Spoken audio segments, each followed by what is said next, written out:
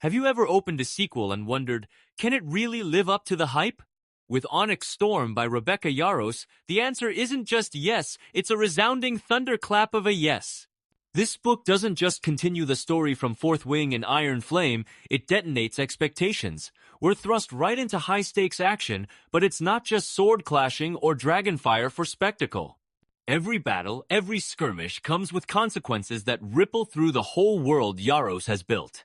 Now, you might be thinking, isn't that what all fantasy authors aim for? But here's the twist. Yarros doesn't waste a single page. The pacing is kinetic. Think of it like a perfectly tuned metronome, alternating between explosive scenes and quieter, soul-bearing moments. Let me tell you a story. I blew through the first 100 pages without realizing I'd skipped dinner. That's the sort of immersive, relentless narrative we're dealing with here. So, what makes this opening so gripping? It's the blend of personal stakes and broad world building. Yarros introduces us to new magical systems like the etheric bonds, which act almost like magical Wi-Fi connecting dragons and riders while keeping us grounded in Violet's inner turmoil. It's a storm, not just of magic, but of emotion. Let's dive deeper. What happens when our heroes are pushed to their breaking point? Onyx Storm isn't just about epic showdowns, it's about the humans and dragons at the heart of the chaos. Violet Sorrengail's journey is like tempering steel. She's battered, vulnerable, but her resolve? Unbreakable. Yarros gives us a protagonist who's not just reacting to the plot. She's challenging fate, redefining her own destiny. This is character development with real teeth. And then there's Xaden. If you thought he was a brooding warrior before, buckle up. He's a man torn between duty and desire, his internal conflict as volatile as any battlefield.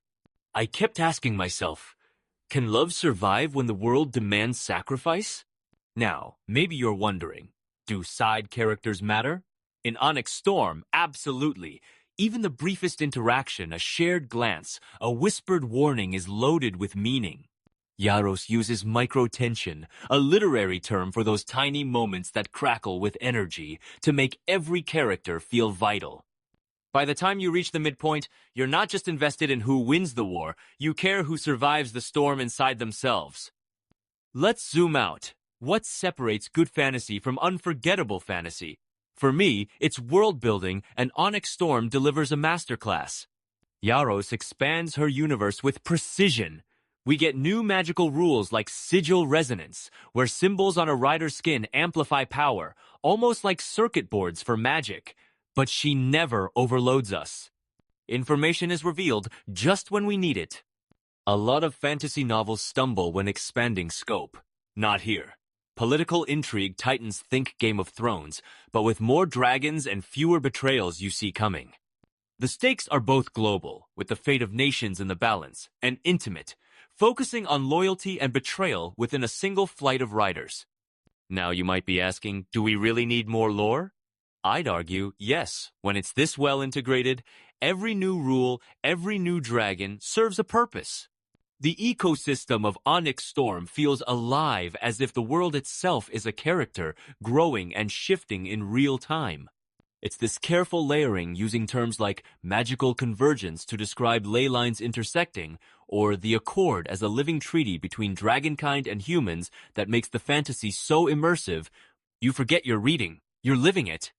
So, let's talk about what really sets Onyx Storm apart: the romance and emotional stakes. This isn't just about heat or chemistry, it's about trust, betrayal, resilience, and healing. Yarros sidesteps easy fan service and instead gives us relationships that feel earned. Violet and Xaden's connection is layered tension simmers, but so does vulnerability. When they clash, it's not just lovers' quarrels, it's tectonic plates shifting. The emotional fallout is real. Now, imagine you're a reader craving more than just action. You want depth. You want a story that lingers. That's what you get here. The romance is as much about personal growth as it is about passion. Relationships are tested in the crucible of war and magic. And let's not ignore the numbers. 2.7 million copies sold in the first week. Goodreads' most popular fantasy. That's not just buzz, that's resonance. The book becomes a cultural phenomenon when it makes readers feel seen, heard and shaken. So, when you close Onyx Storm, you're not just finishing a book, you're recovering from a seismic shift. And maybe, just maybe, you're already counting the days until the next installment hits the shelves.